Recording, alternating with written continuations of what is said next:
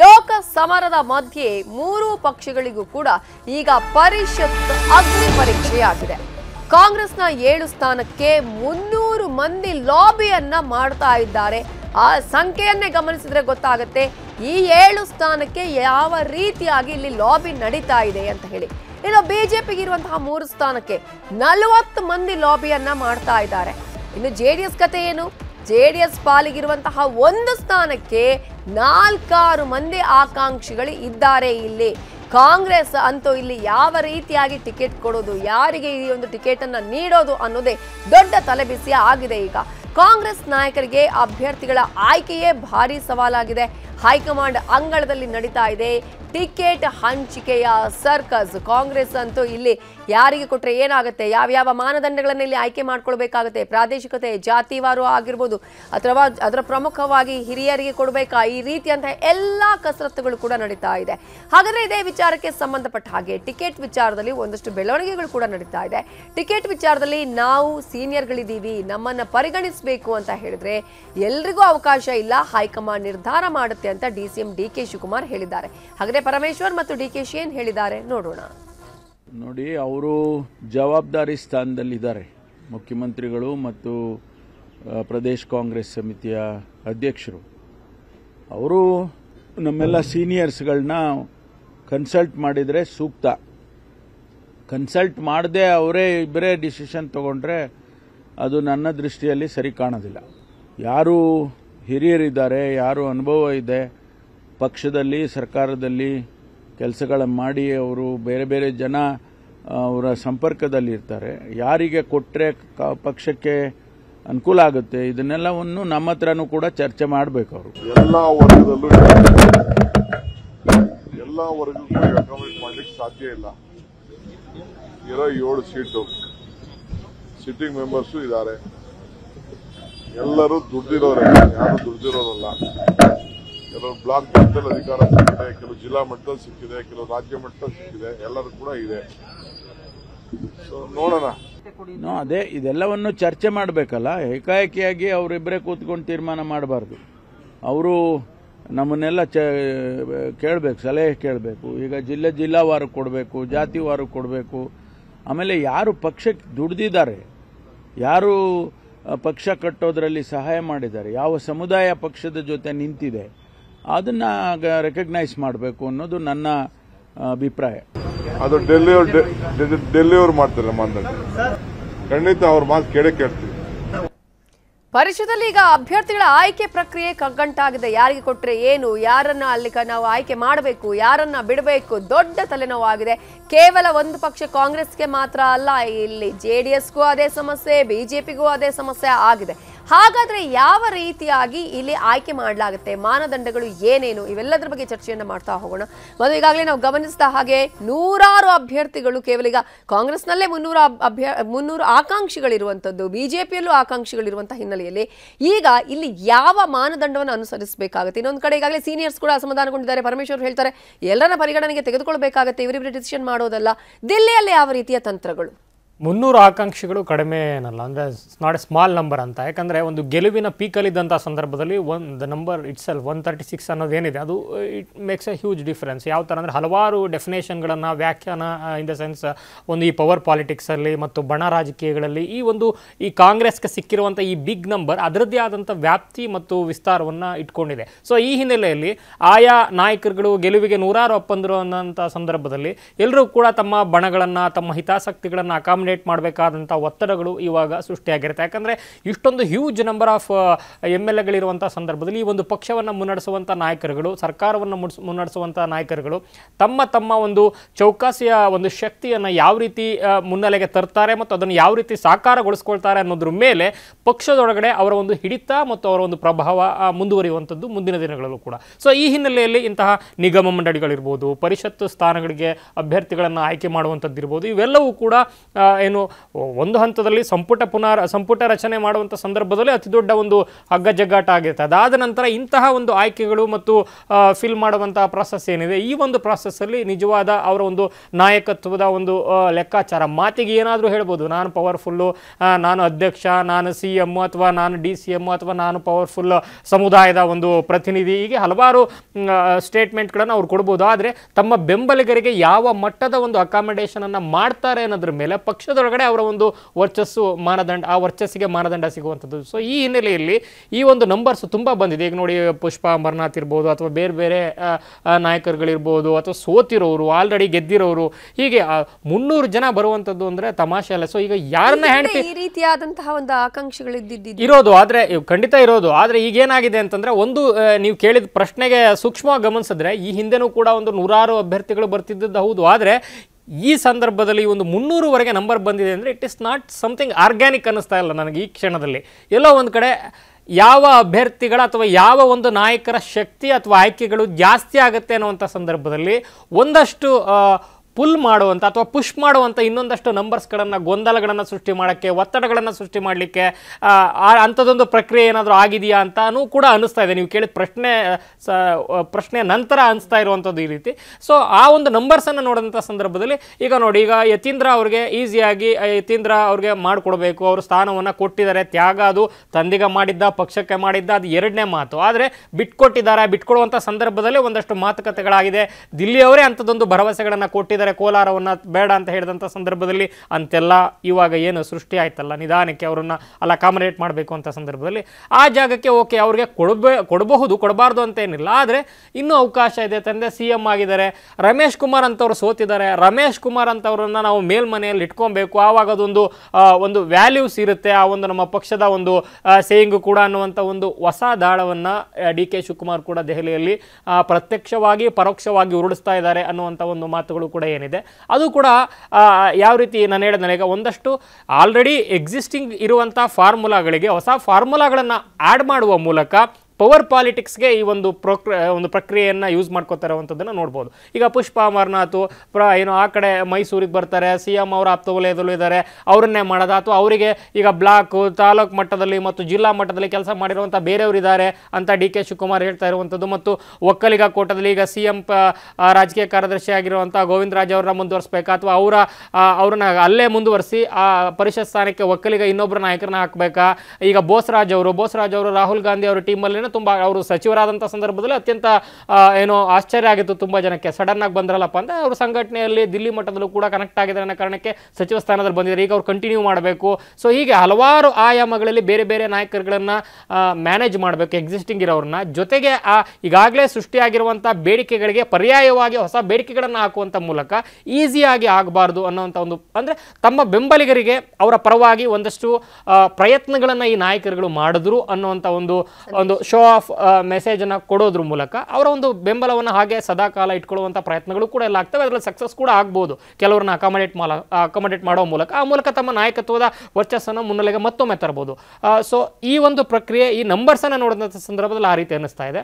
ಅದರ ಹೊರತಾಗಿ ಹೇಗೆ ಯತೀಂದ್ರ ಫ್ಯಾಕ್ಟ್ರು ಮತ್ತು ಈ ರಮೇಶ್ ಕುಮಾರ್ ಫ್ಯಾಕ್ಟ್ರು ಅಥವಾ ಈ ಪಕ್ಷನಿಷ್ಠತೆ, ಅಥವಾ ಈಗ ಪರಮೇಶ್ವರ್ ಹೇಳಿದಂತೆ ಅವರು ಕೂಡ ಅಧ್ಯಕ್ಷರಾಗಿದ್ದವರು, ಅವ್ರದೇ ಆದಂಥ ಜಿಲ್ಲೆಗಳಲ್ಲಿ ಅವ್ರದೇ ಆದಂಥ ಬೆಂಬಲಿಗರು ಇರ್ತಾರೆ, ಅವ್ರಿಗೆ ಪರವಾಗಿ ಕೆಲಸ ಮಾಡಿದಂಥವ್ರು ಇರ್ತಾರೆ, ಅವ್ರಿಗೆ ಸ್ಥಾನಮಾನಗಳನ್ನು ಕೊಡಿಸಬೇಕಾದಂಥ ಒತ್ತಡ ಇರುತ್ತೆ, ಸಮುದಾಯಗಳ ಒಂದು ಆಕಾಂಕ್ಷೆ ಇರುತ್ತೆ, ಚಿಕ್ಕ ಪುಟ್ಟ ಸಮುದಾಯಗಳು ಇರ್ತವೆ. ಈಗ ಒಂದು ದೊಡ್ಡ ಮಟ್ಟದ ಚಂಕ ದಲಿತ ಸಮುದಾಯ, ಒಕ್ಕಲಿಗ ಸಮುದಾಯ, ಲಿಂಗಾಯತ ಅಂತ ಅಷ್ಟೇ ನೋಡ್ತೀರಾ. ಈಗ ಮಡಿವಾಳ ಸಮುದಾಯ ಅಂತ ಏನು ಮಾಡ್ತೀರಾ, ನೇಕಾರ ಸಮುದಾಯ ಅಂತ ಏನು ಮಾಡ್ತೀರಾ, ಅವ್ಗೆಲ್ಲ ರೆಪ್ರೆಸೆಂಟೇಷನ್ ಕೊಡ್ತೀರಾ ಅಂತ ಒಂದು ಏನು ಆಯಾಮಗಳು ಬಂದಂಥ ಸಂದರ್ಭದಲ್ಲಿ ಎಲ್ಲವನ್ನು ಹೇಗೆ ಮ್ಯಾನೇಜ್ ಮಾಡ್ತಾರೆ ಮಾಡಲಾಗತ್ತೆ, ಮತ್ತು ಈ ಇಬ್ಬರೇ ಹೇಗೆ ಮ್ಯಾನೇಜ್ ಮಾಡ್ತಾರೆ ಅನ್ನೋದನ್ನ ಬೇರೆ ನಾಯಕರುಗಳು ಯಾವ ರೀತಿ ರಿಸೀವ್ ಮಾಡ್ಕೊಡ್ತಾರೆ ಅನ್ನೋದು ಕೂಡ ಕುತೂಹಲಕ್ಕೆ ಎಡೆಮಾಡಿಕೊಟ್ಟಿದೆ. ಆ ಕುತೂಹಲ ಒಗ್ಗಟ್ಟನ್ನು ಮುಂದುವರಿಸುತ್ತಾ, ಅಥವಾ ಅವರವರ ಒಂದು ವೈಯಕ್ತಿಕ ಲೆಕ್ಕಾಚಾರಗಳನ್ನು ಸಮಾಧಾನ ಮಾಡಿದ ಮಾತ್ರಕ್ಕೆ ಬಾಕಿ ನಾಯಕರುಗಳ ಆಸೆ ಆಕಾಂಕ್ಷೆಗಳನ್ನು ಯಾವ ರೀತಿ ಮ್ಯಾನೇಜ್ ಮಾಡುತ್ತೆ ಅನ್ನೋದನ್ನು ಕೂಡ ನೋಡಬೇಕು.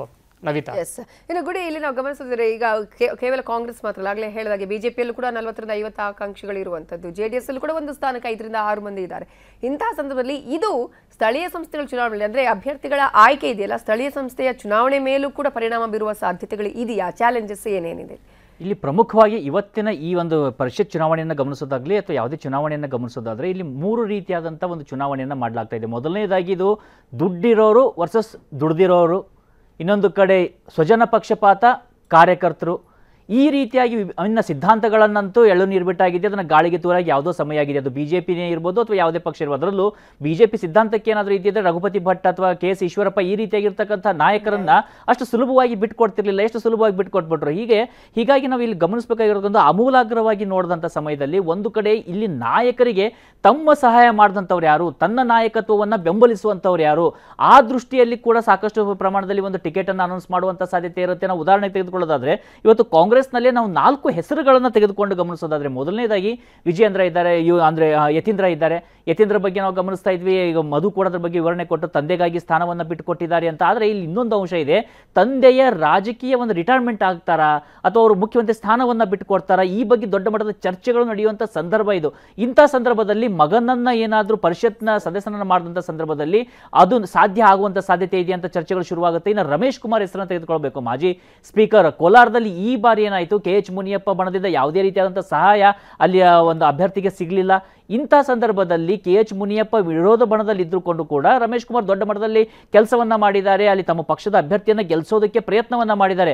ಅವರ ಪಕ್ಷದ ಅಭ್ಯರ್ಥಿ ಗೆಲ್ತಾರಾ ಸೋಲ್ತಾರಾ ಸೆಕೆಂಡರಿ, ಬಟ್ ಪ್ರಯತ್ನವನ್ನಂತೂ ಮಾಡಿದ್ದಾರೆ. ಕಳೆದ ಬಾರಿ ವಿಧಾನಸಭೆ ಚುನಾವಣೆಯಲ್ಲಿ ಅವರ ಸೋಲಿಗೆ ಕಾರಣರಾದಂಥವ್ರು ಯಾರು, ಅದರ ಬಗ್ಗೆ ಕೂಡ ಇವತ್ತು ಎಲ್ರಿಗೂ ಗೊತ್ತಿರುವಂಥದ್ದೇ. ಈ ಅಂಶವನ್ನು ಗಮನಿಸಿದಾಗ ಅಂಥ ನಾಯಕರಿಗೆ ಮಣಿಯನ್ನು ಹಾಕಲಾಗುತ್ತಾ ಅಂತ ಪ್ರಶ್ನೆ ಬರುತ್ತೆ.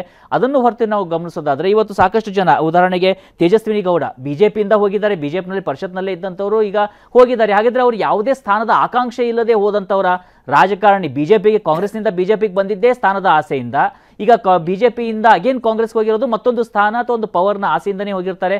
KP ನಂಜುಂಡಿ ಅವರು ಕೂಡ ಬಿಜೆಪಿಯಲ್ಲಿ ಇದ್ದಂಥವ್ರು, ಅವರು ವಿಶ್ವಕರ್ಮ ಸಮುದಾಯದ ಒಬ್ಬ ಲೀಡರ್ ಆಗಿರ್ತಕ್ಕಂಥವ್ರು. ಅವರನ್ನ ನೆಗ್ಲೆಕ್ಟ್ ಮಾಡುತ್ತಾ ಇವತ್ತು ಕಾಂಗ್ರೆಸ್ ಅಂತಕ್ಕಂಥ ಪ್ರಶ್ನೆ ಮೂಡುತ್ತೆ. ಹೀಗಾಗಿ ಅವರಿಗೆ ಕೊಡಬೇಕಾಗತ್ತಾ, ಮಣಿ ಹಾಕಬೇಕಾಗತ್ತಾ. ಇನ್ನು ನಾವು ನೋಡ್ತಾ ಇದ್ದೀವಿ ಸಾಕಷ್ಟು ಜನರಿದ್ದಾರೆ ಅಲ್ಲಿ. ರಮೇಶ್ ಬಾಬು ಕಾಂಗ್ರೆಸ್ನ ವಕ್ತಾರರಾಗಿ ಎಲ್ಲ ಚಾನಲ್ಗಳಲ್ಲೂ ಕೂಡ ಕಾಂಗ್ರೆಸ್ಸನ್ನು ಒಂದು ಫೈಟ್ ಮಾಡಿದಂಥವ್ರು ಕಳೆದ ದಶಕದಿಂದ ಒಂದು ಸಾಕಷ್ಟು ಸಮಯದಿಂದ ಗಮನಿಸ್ತಾ ಇದ್ದೀವಿ. ಇಂಥ ಸಾಕಷ್ಟು ಜನ ಸೇವೆ ಸಲ್ಲಿಸಿದವಂಥವ್ರು ಇದ್ದಾರೆ. ಇನ್ನು ಬಿಜೆಪಿಯ ವಿಚಾರಕ್ಕೆ ಬಂದಂಥ ಸಂದರ್ಭದಲ್ಲೂ ಕೂಡ ಇದೇ ರೀತಿಯಾಗಿರ್ತಕ್ಕಂಥ ಚರ್ಚೆ, ನಾವು ಲೋಕಸಭೆ ಚುನಾವಣೆ ಸಂದರ್ಭ ಇರ್ಬೋದು, ವಿಧಾನಸಭೆ ಚುನಾವಣೆ ಸಂದರ್ಭ ಇರ್ಬೋದು, ಪ್ರತಿ ಬಾರಿ ಕೂಡ ಎಡುತ್ತಾನೇ ಬರ್ತಾ ಇದೆ ಬಿಜೆಪಿ. ಯಾರಿಗೆ ಟಿಕೆಟ್ ಅನ್ನು ಕೊಡಬೇಕು, ಸಿದ್ಧಾಂತಕ್ಕೆ ಒಂದು ಗಮನಿಸಬೇಕಾ ಅಥವಾ ಸ್ವಜನ ಪಕ್ಷಪಾತ ನೋಡಬೇಕಾ, ಸ್ವಜಾತಿ ಪ್ರೇಮವನ್ನು ಮೆರಿಬೇಕಾ, ಹೀಗೆ ಸಾಕಷ್ಟು ಕನ್ಫ್ಯೂಷನ್ ಖಂಡಿತವಾಗಿ ಬಿಜೆಪಿಯಲ್ಲಿ ಇರುವಂಥದ್ದು. ಇನ್ನು JDSಗೆ ಇರುವಂಥದ್ದು ಒಂದೇ ಸ್ಥಾನ, ಅಲ್ಲಿ ಪ್ರಮುಖವಾಗಿ JDSಗೆ ಬೇಕಾಗಿರುವಂಥದ್ದು ನಾವು ನೋಡ್ತೀವಿ. ಕುಪೇಂದ್ರ ರೆಡ್ಡಿ ಸಾಮಾನ್ಯವಾಗಿ ರಾಜ್ಯಸಭೆಗೆ ಹೋಗ್ತಾ ಇದ್ರು, ಈ ಬಾರಿ ರಾಜ್ಯಸಭೆಗೆ ಹೋಗಿಲ್ಲ. ಕುಪೇಂದ್ರ ರೆಡ್ಡಿ ಒಂದು ರೀತಿಯ ಕಾಂಗ್ರೆಸ್ ಒಂದು JDS ವಿಚಾರಕ್ಕೆ ಬಂದಂಥ ಸಂದರ್ಭದಲ್ಲಿ ಸಾಕಷ್ಟು ದೊಡ್ಡ ಪ್ರಮಾಣದಲ್ಲಿ ಒಂದು ಕನೆಕ್ಟಿವಿಟಿಯನ್ನು ತಂದುಕೊಡುವಂಥವ್ರು, ಸಂಪನ್ಮೂಲ ಕ್ರೋಢೀಕರಣದಲ್ಲಿ ದೊಡ್ಡ ಮಟ್ಟದ ಪಾತ್ರವನ್ನು ವಹಿಸುವಂಥವ್ರು, ಅವರಿಗೆ ಮಣೆ ಹಾಕಲಾಗುತ್ತಾ ಅಥವಾ ಸ್ಥಳೀಯವಾದ ಕೆಲಸವನ್ನು ಮಾಡಿದಂಥ ಕಾರ್ಯಕರ್ತರಿಗೆ ಮಣೆಯನ್ನು ಹಾಕಲಾಗುತ್ತಾ?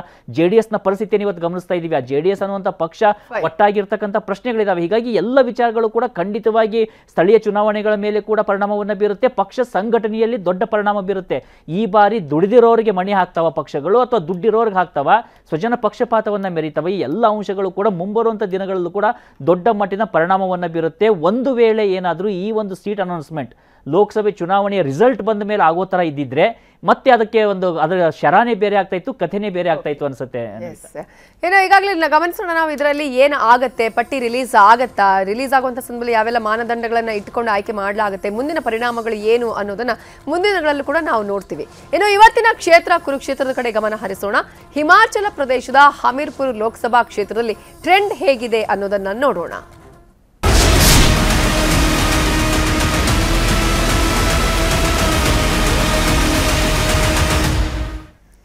ರಂಗೇರಿದೆ ಹಿಮಾಚಲ ಪ್ರದೇಶದ ಹಮೀರ್ಪುರ್ ರಣಕಣ. ಇದು ಬಿಜೆಪಿಯ ಭದ್ರಕೋಟೆ. ಈ ಭದ್ರಕೋಟೆಯನ್ನ ಈ ಸಲ ಕೆಡವಬೇಕು ಅಂತ ಹೇಳಿ ಕಾಂಗ್ರೆಸ್ ಭಾರಿ ರಣತಂತ್ರವನ್ನ ಕೂಡ ಇಲ್ಲಿ ರೂಪಿಸ್ತಾ ಇದೆ. ಆದ್ರೆ ಇಲ್ಲಿ 5ನೇ ಬಾರಿ ಗೆದ್ದೇ ಗೆಲ್ಲುವ ಉತ್ಸಾಹದಲ್ಲಿದ್ದಾರೆ ಅನುರಾಗ್ ಠಾಕೂರ್ ಅವರು. 2008 ಉಪಚುನಾವಣೆ, 2009, 2014, 2019 ಹೀಗೆ ಅತ್ಯಂತ ಹೆಚ್ಚಿನ ಮತಗಳ ಅಂತರದಿಂದ ಗೆಲುವನ್ನು ಕೂಡ ಸಾಧಿಸಿದ್ದಾರೆ. 2019ರಲ್ಲಿ ಬರೋಬ್ಬರಿ 3,99,572 ಮತಗಳ ಅಂತರದಿಂದ ಗೆಲುವನ್ನು ಸಾಧಿಸಿದ್ದಾರೆ. ಈ ಸಲ ಕೂಡ ಅಲ್ಲಿ ಸಾಕಷ್ಟು ಜಿದ್ದಾಜಿದ್ದಿ ಇದೆಯಾ? ಈ ಸಲ 5ನೇ ಬಾರಿ ಗೆಲ್ಲುವಂತಹ ಉತ್ಸಾಹದಲ್ಲಿ ಇವರಿದ್ರೆ ಕಾಂಗ್ರೆಸ್ನ ಅಭ್ಯರ್ಥಿ ಸತ್ಪಾಲ್ ಸಿಂಗ್ ರೈಸಾತ್ ಅವರನ್ನ ಈ ಸಲ ಗೆಲ್ಲಿಸುವಂತಹ ಸಾಕಷ್ಟು ಪ್ರಯತ್ನಗಳು ನಡೀತಾ ಇದೆ ಅಲ್ಲೂ ಕೂಡ. ಆದ್ರೆ ಕಾಂಗ್ರೆಸ್ನ ಬಂಡಾಯ ಇದಕ್ಕೆ ಒಂದಷ್ಟು ಪ್ರಾಬ್ಲಮ್ಗಳಿಗೆ ಕಾರಣ ಆಗತ್ತಾ ಅನ್ನೋದನ್ನ ಕಾದು ನೋಡಬೇಕಾಗಿದೆ. ಮಧು, ಯಾವ ರೀತಿಯ ಸಮೀಕರಣ ಇದೆ ಈ ಸಲ ಕೂಡ ಅತ್ಯಂತ ಹೆಚ್ಚು ಮತಗಳ ಅಂತರದಿಂದ ಗೆಲ್ಲುವಂತಹ ಸಾಧ್ಯತೆಗಳು ಅನುರಾಗ್ ಠಾಕೂರ್ ಬಗ್ಗೆ? ಗೆಲ್ಲುವಂತ, ಅದರಲ್ಲೂ ಕೂಡ ಅತಿ ದೊಡ್ಡ ಅಂತರದಲ್ಲೇ ಗೆಲ್ಲುವಂತ ವಿಶ್ವಾಸವನ್ನ ಈಗಾಗಲೇ ಅನುರಾಗ್ ಠಾಕೂರ್ ಇಟ್ಕೊಂಡಿರುವಂತದ್ದು. ಅದಕ್ಕೆ ಪೂರಕವಾಗಿ ಅಲ್ಲಿನ ಪ್ರಮುಖ ನಾಯಕರುಗಳು ಕೂಡ ಅಮಿತ್ ಶಾ ಆದಿಯಾಗಿ, ನಡ್ಡಾ ಆದಿಯಾಗಿ ಪ್ರಮುಖ ನಾಯಕರುಗಳು ಅತಿ ದೊಡ್ಡ ಕ್ಯಾಂಪೇನ್ ಅನ್ನು ಮಾಡ್ತಾ ಇರುವಂತದ್ದು ಈ ಅಭ್ಯರ್ಥಿಯ ಪರವಾಗಿ. ಅಲ್ಲಿರುವಂತಹ 4 ಏನು ಪ್ರಮುಖ ಲೋಕಸಭಾ ಕ್ಷೇತ್ರಗಳಿವೆ, ಅದರಲ್ಲಿ ಒಂದು ಹಮೀರ್ಪುರ ಬರುತ್ತೆ. 17 ಅಸೆಂಬ್ಲಿ ಸೆಗ್ಮೆಂಟ್ ಅನ್ನು ಇಟ್ಕೊಂಡಿರುವಂತಹ ಅತಿ ದೊಡ್ಡ ಕ್ಷೇತ್ರ. ಈ ಒಂದು 17 ಅಸೆಂಬ್ಲಿ ಸೆಗ್ಮೆಂಟ್ ಅಲ್ಲಿ ಅಸೆಂಬ್ಲಿ ಟು ಅಸೆಂಬ್ಲಿ ಹಲವಾರು ವಿಚಾರಧಾರೆಗಳು ಮತ್ತು ವಿಷಯಗಳು ಭಿನ್ನವಾಗಿ ಸೌಂಡ್ ಆಗ್ತಾ ಇರುವಂತದ್ದು. ಒಂದು ಸ್ಥಳೀಯ ಅಸ್ಮಿತೆ, ರಾಷ್ಟ್ರೀಯತೆ, ಹಿಂದುತ್ವ, ಸೈನಿಕರು, ಅಭಿವೃದ್ಧಿ, ಮೋದಿಯ ವರ್ಚಸ್ಸು ಮತ್ತು ವೈಯಕ್ತಿಕವಾಗಿ ಅಲ್ಲಿನ ಅಭ್ಯರ್ಥಿಯ ವರ್ಚಸ್ಸು, ಈಗ ಹಲವಾರು ವಿಚಾರಗಳ ಅಡಿಯಲ್ಲಿ ಇಲ್ಲಿ ಚುನಾವಣೆ ನಡೀತಾ ಇರುವಂತದ್ದು. ಮತ್ತು ಕಾಂಗ್ರೆಸ್ನ ಈಗಾಗಲೇ ನೀವು ಹೇಳಿದಂತೆ ಕಾಂಗ್ರೆಸ್ನ ಅಲ್ಲಿದ್ದಂಥ ಬಂಡಾಯ, ಸೊ ಈ ನೆಲೆಯಲ್ಲಿ ಸರ್ಕಾರವನ್ನು ಏನು ಇನ್ನೇನು ಬಿದ್ದೇ ಹೋಯ್ತು ಅನ್ನುವಂಥ ಒಂದು ಅಂಚಿಗೆ ತಂದಂಥ ಒಂದು ರಿವೋಲ್ಟ್ ಏನಾಗುತ್ತೆ, ಅದರದ್ದು ಬೈ ಎಲೆಕ್ಷನ್ ಎಫೆಕ್ಟ್ಸ್ ಏನಿದೆ ಅದು ಕೂಡ ಏನು ಇಲ್ಲಿ ತುಂಬ ಮ್ಯಾಟ್ರ್ ಆಗುತ್ತೆ. ಅದರಲ್ಲಿ ಪ್ರಮುಖವಾಗಿ CM ಮತ್ತು ಡೆಪ್ಯೂಟಿ CM ಸುಖವಿಂದರ್ ಸಿಂಗ್ ಸುಖು ಇರ್ಬೋದು ಮತ್ತು ಡೆಪ್ಯೂಟಿ CM ಇಬ್ಬರಿಗೂ ಕೂಡ ಅತ್ಯಂತ ಪ್ರತಿಷ್ಠೆಯ ಕ್ಷೇತ್ರ. ಯಾಕಂದರೆ ಈ ಸೆಗ್ಮೆಂಟ್, ಈ ಒಂದು ಲೋಕಸಭಾ ಸೆಗ್ಮೆಂಟ್ ಒಳಗಡೆನೆ ಅವರ ಅಸೆಂಬ್ಲಿ ಸೆಗ್ಮೆಂಟ್ಗಳು ಕೂಡ ಬರ್ತಾ ಇರೋದ್ರಿಂದ ಮತ್ತು ಅವರು ವೈಯಕ್ತಿಕವಾಗಿ ತಮ್ಮ ಒಂದು ಸರ್ಕಾರದ ಒಂದು ಮುದ್ರೆ ಅಂದರೆ ಒಂದು ಸ್ವೀಕೃತಿಯ ಒಂದು ಮುದ್ರೆಯನ್ನು ಪ್ರದರ್ಶಿಸಬೇಕು ಅಂದರೆ ಈ ಒಂದು ಲೋಕಸಭಾ ಚುನಾವಣೆಯಲ್ಲಿ ಗೆದ್ದು ತೋರಿಸಬೇಕು. ಇಲ್ಲ ಅಂದರೆ ಅವರ ಒಂದು ಸರ್ಕಾರಕ್ಕೆ ಜನಮತ ಇಲ್ಲ ಅಥವಾ ಬೆಂಬಲ ಇಲ್ಲ ಮತ್ತು ಸ್ಥಳೀಯವಾಗಿ ಬೇರೆ ವಿಚಾರ ಮತ್ತು ರಾಷ್ಟ್ರೀಯತೆ ಅಥವಾ ರಾಷ್ಟ್ರದ ಚುನಾವಣೆ ಅಂತ ಬಂದಂಥ ಸಂದರ್ಭದಲ್ಲಿ ಭಿನ್ನ ತೀರ್ಪು ಅನ್ನುವಂಥದ್ದು ಮತ್ತೊಮ್ಮೆ ಪ್ರೂವ್ ಆಗುವಂಥ ಒಂದು ಒತ್ತಡ ಇರೋದ್ರಿಂದ ವೈಯಕ್ತಿಕವಾಗಿ ಒಬ್ಬ ಮಿನಿಸ್ಟ್ರು ಮತ್ತು ಡೆಪ್ಯೂಟಿ CM ಮತ್ತು CMಗೆ 3 ಜನಕ್ಕೂ ಕೂಡ ಈ ಒಂದು ಲೋಕಸಭಾ ಕ್ಷೇತ್ರ ಅತ್ಯಂತ ಮಹತ್ವದ್ದಾಗಿದೆ.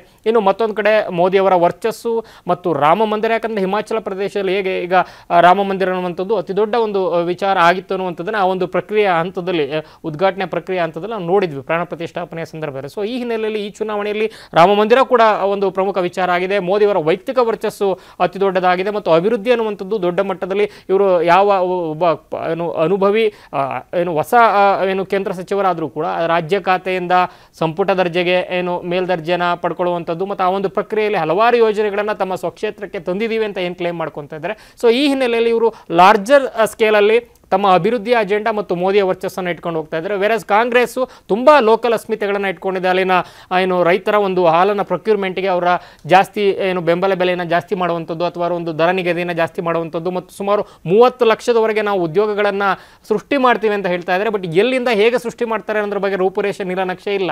ಈಗಾಗಲೇ ಈ ಹಿಂದೆ ಅವರು ವಿಧಾನಸಭಾ ಚುನಾವಣೆ ಸಂದರ್ಭದಲ್ಲಿ ಕೊಟ್ಟಂಥ ಭರವಸೆಗಳು ಮತ್ತು ಈಗ ಆಗಿರುವಂಥ ಒಂದು ಆ ದಿನದ ಸಂಕಲ್ಪ ಮತ್ತು ಸಾಕಾರ, ಅದರ ನಡುವೆ ಏನು ವ್ಯತ್ಯಾಸ ಇದೆ ಅನ್ನೋದ್ರ ಬಗ್ಗೆ ಈಗಾಗಲೇ ಬಿಜೆಪಿ ಒಂದು ಚುನಾವಣಾ ವಿಷಯ ವಸ್ತುವಾಗಿ ತಗೊಂಡಿರೋ ಹಿನ್ನೆಲೆಯಲ್ಲಿ ಈಗ ಹೊಸದಾಗಿ 30 ಲಕ್ಷ ಉದ್ಯೋಗ ಭರವಸೆ ಕೊಡ್ತಾ ಇದ್ದಾರೆ ಮತ್ತು 1,500 ರೂಪಾಯಿವರೆಗೆ ಮಹಿಳೆಯರಿಗೆ ದುಡ್ಡು, ಹೀಗೆ ಹಲವಾರು ವಿಚಾರಗಳನ್ನು ಯಾವ ರೀತಿ ಮತದಾರ ಸ್ವೀಕಾರ ಮಾಡ್ತಾನೆ ಅನ್ನುವಂಥದ್ದು ಕೂಡ ನೋಡ್ಬೇಕು. ಈಗ ಕರ್ನಾಟಕ ಅಂತಂದರೆ ಈಗ ನುಡಿದಂತೆ ನಡೆದಿದ್ದೀವಿ ಅಂತ ಹೇಳಿ ಈಗ ಇಲ್ಲಿನ CM DCM ನಾವೆಲ್ಲ 5 ಗ್ಯಾರಂಟಿಗಳನ್ನು ಮಾಡಿದ್ದೀವಿ ಡೆಸ್ಪೈಟ್ ಆಫ್ ಆಲ್ ಚಾಲೆಂಜಸ್ ಅನ್ನೋವಂಥ ಒಂದು ಮಾತನ್ನು ಇಟ್ಕೊಂಡೆ ಮತವನ್ನು ಕೇಳಿದರೆ ಅದು ಯಾವ ರೀತಿ ಕನ್ವರ್ಟ್ ಆಗಿದೆ ನೋಡಬೇಕು. ಆದರೆ ಅಲ್ಲಿ ಹೇಳಿರುವಂಥದ್ದು ಮತ್ತು ಮಾಡಿರುವಂಥದ್ದು ನಡುವೆ ಅಷ್ಟರ ಮಟ್ಟಿಗೆ ಮ್ಯಾಚ್ ಆಗ್ತಿಲ್ಲ ಅನ್ನುವಂಥ ಗ್ರೌಂಡ್ ರಿಪೋರ್ಟ್ ಇರೋದ್ರಿಂದ ಮತದಾರ ಸ್ಥಳೀಯವಾಗಿ ಕಾಂಗ್ರೆಸ್ಸನ್ನು ಅಕ್ಸೆಪ್ಟ್ ಮಾಡ್ಕೊಂಡು ಅಥವಾ ರಾಷ್ಟ್ರೀಯತೆ ಅಂತ ಬಂದಂಥ ಸಂದರ್ಭದಲ್ಲಿ ಅಥವಾ ಈ ಒಂದು ದೇಶದ ಚುನಾವಣೆ ಅಂತ ಬಂದಂಥ ಸಂದರ್ಭದಲ್ಲಿ ಮತ್ತೆ ಬಿಜೆಪಿಗೆ ಮತ್ತು ಇಲ್ಲಿನ ಅಭ್ಯರ್ಥಿಯ ಸತತ ಗೆಲುವೇನಿದೆ, 5ನೇ ಗೆಲುವಿಗೆ ಏನು ಆಕಾಂಕ್ಷಿತರಾಗಿದ್ದಾರೆ, 5ನೇ ಗೆಲುವಿಗೆ 4 ಗೆಲುವನ್ನು ಸತತವಾಗಿ ತಂದೆ ಪ್ರೇಮ್ ಕುಮಾರ್ ದುಮಾಲ್ ರಿಪ್ಲೇಸ್ಮೆಂಟ್ ಆದಂಥ ಸಂದರ್ಭದಲ್ಲಿ ಬೈ ಎಲೆಕ್ಷನ್ ಬಂದವರು ಹಿಂದಿರುಗಿ ನೋಡೇ ಇಲ್ಲ, ಸತತವಾಗಿ ಎದ್ಕೊಂಡು ಬಂದಿದ್ದಾರೆ. ಅಂದರೆ ಅಷ್ಟರ ಮಟ್ಟಿಗೆ ಕನೆಕ್ಟೆಡ್ ಆಗಿದ್ದಾರೆ ಡೀಪ್ ರೂಟೆಡ್ ಆಗಿ ವೋಟರ್ಸ್ಗೆ ಅನ್ನುವಂಥದ್ದು. ಸೊ ಅದನ್ನು ಯಾವ ರೀತಿ ಆಮೂಲಾಗ್ರವಾಗಿ ಬದಲಿಸ್ತಾರೆ ಅನ್ನುವಂಥ ದೊಡ್ಡ ಸವಾಲೆ ಕಾಂಗ್ರೆಸ್ಸಿಗೆ. ಆದರೆ ಅದಕ್ಕೆ ಪೂರಕವಾಗಿ ಅಗ್ನಿವೀರನ್ನ ಜಾಸ್ತಿ ರಾಹುಲ್ ಗಾಂಧಿ ಯಾಕೆ ಸ್ಪೆಸಿಫಿಕ್ ಆಗಿ ಹೇಳ್ತಾ ಇದ್ದು ಅಂದರೆ UP, ಬಿಹಾರ, ಅದರಲ್ಲಿ ಈ ಅಷ್ಟೇ ಪ್ರಮಾಣದಲ್ಲಿ ಹಿಮಾಚಲ ಪ್ರದೇಶದಲ್ಲೂ ಕೂಡ ಸೈನಿಕರು ಮತ್ತು ಅಲ್ಲಿ ಎಕ್ಸ್ ಸರ್ವಿಸ್ ಮ್ಯಾನ್ಸ್ ಜಾಸ್ತಿ ಇರೋದ್ರಿಂದ ಸೊ ಅದು ಎಲ್ಲ ಒಂದು ಕಡೆ ಹೆಲ್ಪ್ ಆಗುತ್ತೆ ಅನ್ನೋ ಕಾರಣಕ್ಕೆ ಅಗ್ನಿವೀರನ್ನ ಹಿಮಾಚಲ ಪ್ರದೇಶದಲ್ಲೂ ಕೂಡ ಜಾಸ್ತಿ ಸೌಂಡ್ ಮಾಡಿದ್ದಾರೆ. ಸುಮಾರು 1-1.5 ಲಕ್ಷದವರೆಗೆ ಅಲ್ಲಿ ಇದ್ದಾರೆ, ಎಕ್ಸ್ ಸರ್ವಿಸ್ ಮ್ಯಾನ್ಸ್ ಇದ್ದಾರೆ, ವಿಡೋಸ್ ಇದ್ದಾರೆ, ವಿಧವೆಯರು. ಸೊ ಇವ್ರನ್ನೆಲ್ಲ ಯಾವ ರೀತಿ ಈ ಗ್ಯಾಂಬ್ಲಿಂಗ್ ಏನು ಟ್ರೈ ಮಾಡಿದೆ ಕಾಂಗ್ರೆಸ್, ಅದನ್ನು ಯಾವ ರೀತಿ ರಿಯಾಕ್ಟ್ ಮಾಡ್ತಾರೆ ಅಲ್ಲಿನ ವೋಟರ್ಸ್ ಅನ್ನೋದು ಕೂಡ ನೋಡಬೇಕು. ಸ್ಥಳೀಯವಾಗಿ ಇರುವಂಥ ಸಮಸ್ಯೆಗಳು ಮತ್ತು ಸರ್ಕಾರವನ್ನು ಬೀಳಿಸಲಿಕ್ಕೆ ಹೊರಟಿದೆ ಅಂತ ಬಿಜೆಪಿ ಏನು ಕ್ಯಾಂಪೇನ್ ಮಾಡಿದೆಯಲ್ಲ ಕಾಂಗ್ರೆಸ್, ಅದನ್ನು ಜನ ಅಕ್ಸೆಪ್ಟ್ ಮಾಡ್ಕೊಂಡಿದ್ದಾರೆ ಇಲ್ವಾ ಅನ್ನುವಂಥದ್ದು ಅನುರಾಗ್ ಠಾಕೂರ್ ಅವರ ಒಂದು ಗೆಲುವಿನ ಯಾತ್ರೆ ಮುಂದುವರಿಯೋದ್ರ ಮೇಲೆ ಡಿಪೆಂಡ್ ಆಗಿದೆ. ಇನ್ನು ಗುಡಿ ಇಲ್ಲಿ ಈಗ 96 ಸೋಲನ್ನು ಅನುಭವಿಸೋದನ್ನ ಬಿಟ್ರೆ ಇಲ್ಲಿ ಬಿಜೆಪಿ ಸತತವಾಗಿ ನಿರಂತರವಾಗಿ ಗೆಲುವನ್ನ ಸಾಧಿಸಿಕೊಂಡು ಬಂದಿರುತ್ತದೆ. ಇಲ್ಲಿನ ವಿಶೇಷತೆಗಳ ಬಗ್ಗೆ ಹೇಳೋದಾದ್ರೆ ನವಿತಾ, ನಾವು ಹಿಮಾಚಲ ಪ್ರದೇಶವನ್ನ ಗಮನಿಸಿದ ಸಂದರ್ಭದಲ್ಲಿ ಒಂದು ಕ್ಷೇತ್ರಕ್ಕಿಂತ ಹೆಚ್ಚಾಗಿ ಕೇವಲ 4 ಕ್ಷೇತ್ರ ಇರತಕ್ಕಂಥ ಒಂದು ರಾಜ್ಯ. ಹೀಗಾಗಿ ಒಟ್ಟಾರೆಯಾಗಿ ಹಿಮಾಚಲ ಪ್ರದೇಶದಲ್ಲಿ ಇವತ್ತು ಇರ್ತಕ್ಕಂಥ ಸಮಸ್ಯೆಗಳೇನು, ಅವರ ಒಂದು ಅಲ್ಲಿರ್ತಕ್ಕಂಥ ಜನರ ಬೇಡಿಕೆಗಳೇನು ಅನ್ನೋ ಆಧಾರದಲ್ಲಿ ನಾವು ಗಮನಿಸೋದಾದ್ರೆ 95% ಹಿಂದೂ ಪಾಪ್ಯುಲೇಷನ್ ಇರ್ತಕ್ಕಂಥ ಏಕೈಕ ರಾಜ್ಯ ಅದು. ಇಡೀ ನಾವು ದೇಶದಲ್ಲಿ ನೋಡಿದಾಗ 95% ಹಿಂದೂ ಪಾಪ್ಯುಲೇಷನ್ ಹಿಮಾಚಲ ಪ್ರದೇಶದಲ್ಲಿದೆ. ಅಲ್ಲಿ ಕಳೆದ ಬಾರಿ ಕಾಂಗ್ರೆಸ್ ಅಧಿಕಾರಕ್ಕೆ ಬಂದಂಥದ್ದು.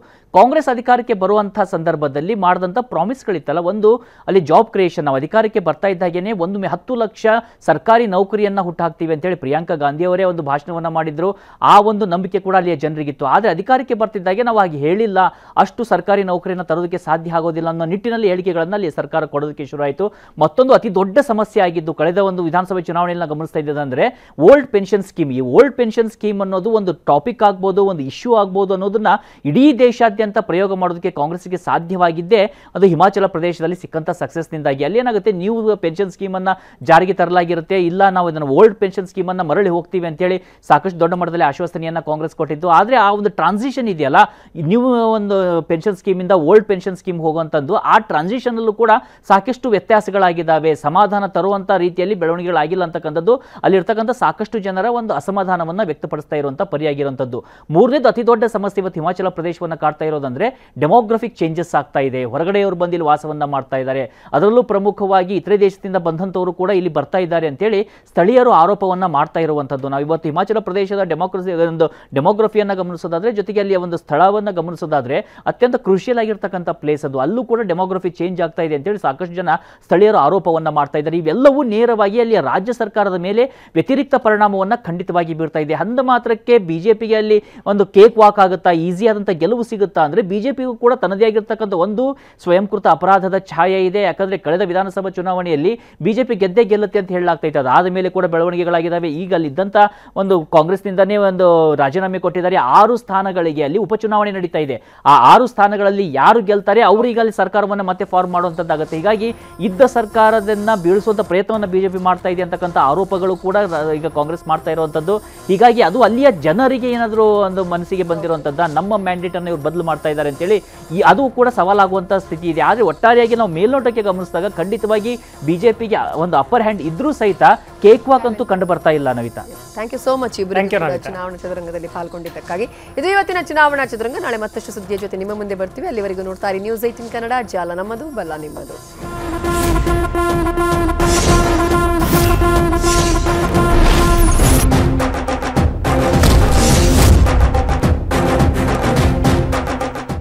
ಕನ್ನಡಿಗರ ನೆಚ್ಚಿನ ನ್ಯೂಸ್ 18 ಕನ್ನಡ ಈಗ ವಾಟ್ಸ್ಆಪ್ನಲ್ಲೂ ಲಭ್ಯ. ಕರ್ನಾಟಕ, ದೇಶ ವಿದೇಶಗಳ 360 ಡಿಗ್ರಿ ಸುದ್ದಿಯ ವಿವರಗಳನ್ನ ನಿಮ್ಮ ಕೈ ಬೆರಳುಗಳಲ್ಲೇ ಪಡಿಲಿಕ್ಕೆ ಈ QR ಕೋಡ್ ಅನ್ನ ಸ್ಕ್ಯಾನ್ ಮಾಡಿ, ನಮ್ಮ ಚಾನಲ್ ಫಾಲೋ ಮಾಡಿ, ನೋಟಿಫಿಕೇಶನ್ ಆನ್ ಮಾಡಿ.